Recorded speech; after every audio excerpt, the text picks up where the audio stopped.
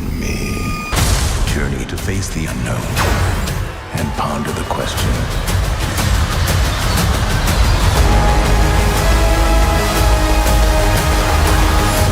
What if? This was awesome. This was awesome. Oh my god, justice for Ultron. Justice for frickin' Ultron. Salutations, everyone. I'm Nirvikoshi, and welcome back to where we ponder the question, what if? And it's the best. I say it's so unfair, but this is my number one. This is my number one. This does surpass the Star-Lord episode for me. This was awesome. And it's called What If Ultron Won? I'm gonna go and talk about everything and give you a lot of spoilers because I can't contain myself how cool this episode is. This feels like an Ultron comic. This feels like what an Ultron comic needed to be. Depressing, sad.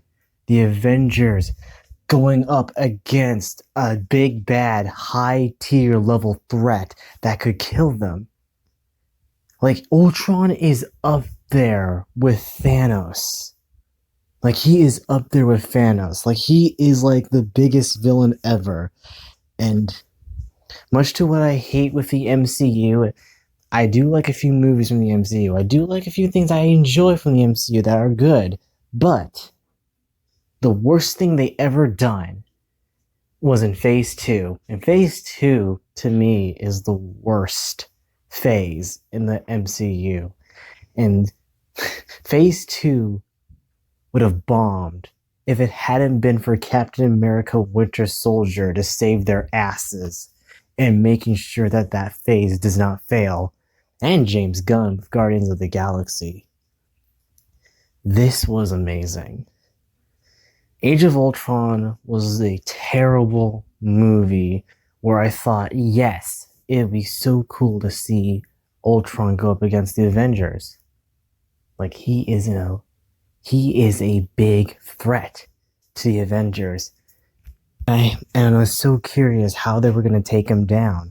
But sadly, Ultron was nerfed to all hell. Ultron was just a quippy idiot. He always gets his ass kicked, and he always runs away. And it was the worst shit ever. And I hated that. But in this universe, the Avengers didn't get to Vision on time. They didn't get to him. They didn't make Vision into a hero. No, Ultron transferred his mind into Vision's body, and then he was victorious. He set off all the nukes. He nuked the entire planet. Everyone was killed except for Black Widow and Hawkeye. All the Avengers got killed. They were defeated by Ultron. And then as soon as Ultron was gaining peace, feeling good, feeling happy about himself about it, that he has accomplished his goal on Earth to destroy all human life, he saw Thanos. And Thanos came in, walking in like, hey, Ultron, what you doing here? I want that Mind Stone of yours. And Ultron was like, oh, wow. And he used the Mind Stone to slice Thanos in half. This motherfucker just came in like, what's going on here? And then Ultron's like, oh, nice Infinity Gauntlet. Mine now. Oh, and then he used the Infinity Stones, and he saw that the universe was big enough that there was other life out there that he said, hey, I should finesse the entire universe and kill everyone to achieve peace. So, with the help of the Infinity Stones and all his technology and all his like homies with him, all his robot homies coming in to attack all the different worlds, including Ego, the Living Planet, and all the other planets that you saw in Guardians of the Galaxy, and you see Asgard getting destroyed as well before Ragnarok even happened. It was amazing. I loved it. Ultron was killing everyone. He even took down Captain Marvel, which was like awesome. He showed no mercy. He was like, yes, I have accomplished my goal. And I loved it. He was like destroying, annihilating people. He could not be defeated. This is what I wanted to see Ultron be. Because, like, in the comics or in, like, movies or animated films and such, you see this apocalyptic world where Ultron won and he has taken control of the world. And you see, like, the last remaining surviving Avengers that are there trying to be in hiding from Ultron so they don't know where he is. And trying to plan out how they're going to defeat him. And you see them struggling, trying to figure out how to destroy Ultron. And usually it doesn't go well because the Avengers will get killed off in the first place. And it's the similar thing here with Hawkeye and Black Widow trying to find a way how to defeat Ultron and regain hope to saving the Earth, even though that technically all the life in that planet's destroyed, sadly. And you see them trying to find the Hydra AI, the Evan Zola. Yeah, Zola. They're trying to find Zola in his AI program and seeing if he can defeat Ultron and try to hack into him. And they go through like KGB archives, and you see Black Widow getting like her dad's Captain America like shield, which it looked like her dad's because he was the Red Guardian. Of course he had to have a vibranium shield too, right? So of course that would be in the archives in Russia. And you see them trying to find out where Zola is, and they do find him, and they put him inside one of the Ultron robots so he can go and hack into Ultron and stop his reign of terror. But Zola couldn't because Ultron wasn't in the same universe as them.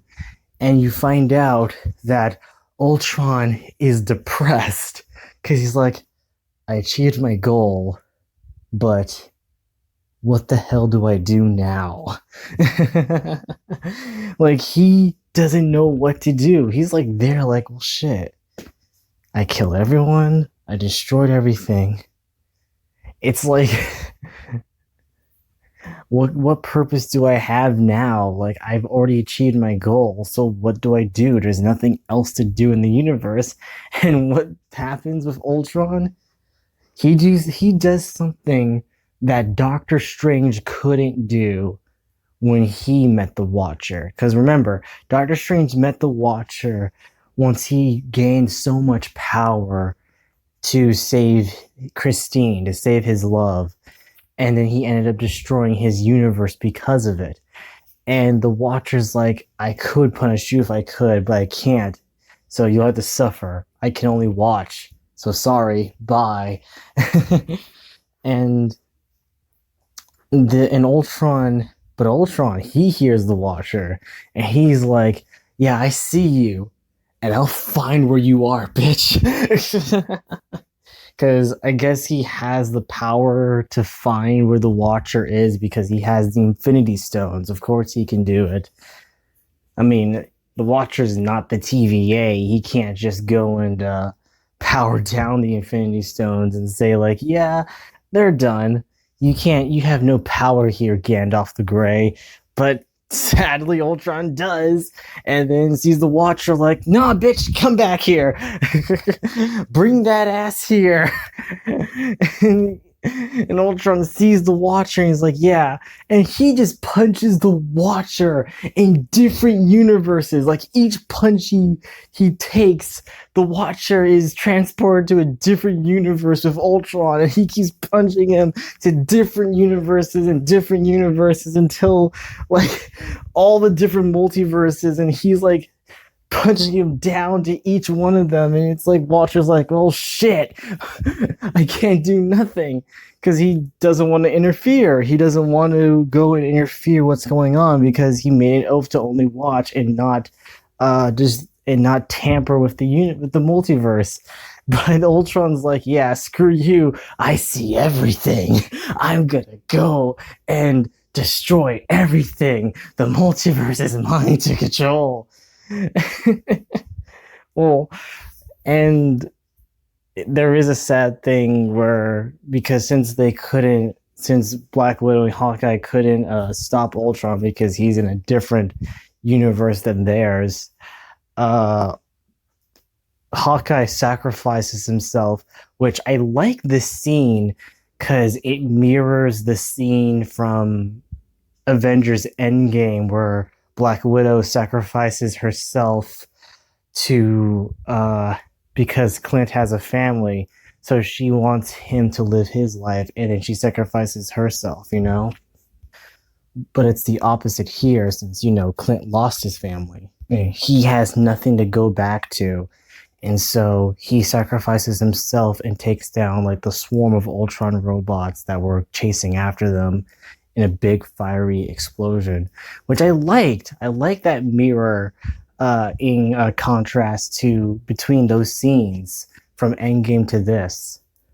I love this. This is what an Ultron story should go. Not Age of Ultron where you nerf him. Ultron is a powerful being. He's a powerful AI robot that is not to be trifled with, not to be messed with. And I loved how they handled it in this episode. It was like the writers for this show were like thinking, everyone hated Age of Ultron, so why not we just go and make a better version, an actual Age of Ultron, like an actual Age of Ultron where he didn't lose, he won, he destroyed all of humanity, he achieved his goal, and now he took the Infinity Stones and he won. This dude is like awesome. I fucking love this episode. He achieved his goal, and the actor who played him in this episode, great voice impression of James Spader, who voiced him in the movie. Dude did a great job imitating his voice. They did a great job with him, but I think it was due to the help of him sounding very robotic that you couldn't even tell that much. You could in a few instances when he hires his voice a bit, but not that much. So that was cool. And I did enjoy this. It was great. I love it. And the Watcher got so desperate. Doctor Strange looked at him. The Doctor Strange from the universe that the one that destroyed his own universe because he did it for love. He goes up to the Watcher and is like, "Hey, looks like you need my help. I could help you." He's like, the Watcher just takes a sigh, like, do you really want me to say it? Doctor Strange, such a douchebag, just like, oh yeah, I want you to say you need my help. And the Watcher's like, oh fuck.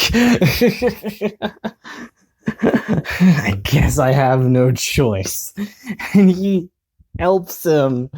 And then Doctor Strange goes and helps him, which I think is going to tie into that one scene from the trailer where all the characters come together, like Captain Carter, T'Challa, but as Star-Lord, also party Thor, I guess, too. And they're gonna come together to go in, because I think it's gonna be all the people from all the multiverses that we saw in this season, all of them come together to achieve their one goal, to stop a terrible big bad threat from destroying all the multiverses. The multiverse. Well, that seems redundant. Stop them from destroying the multiverse. I love this. I enjoy this. This was good. This is great. This was amazing. I can't wait for the future episodes of What If. I don't know if it's going to be one episode left or there's going to be two more after this. Whatever it is, I'm excited, because if that means that they saved their big hitter, which is Ultron, for their season finale, then you have picked the right person to finally get his moment to shine where he couldn't in the movies. And I am all for it. Because everyone's going to be talking about Thanos this, Thanos that. Yeah? Well, guess what? Thanos had enough screen time. It's Ultron's time to shine, baby. So anyway, I give this a 10 out of 10. I'm sorry, I do. I love Ultron. He's my favorite villain in the MCU. Not the MCU. He's my favorite villain in the Marvel comics. I just love him. He's my boy, dog. He's awesome. So, thank you guys for watching. And I'll see you, Wolfpack, in the next one. Ciao, darlings. Remember, There are no strings on me. Ow, ow, ow! Ow! Ow!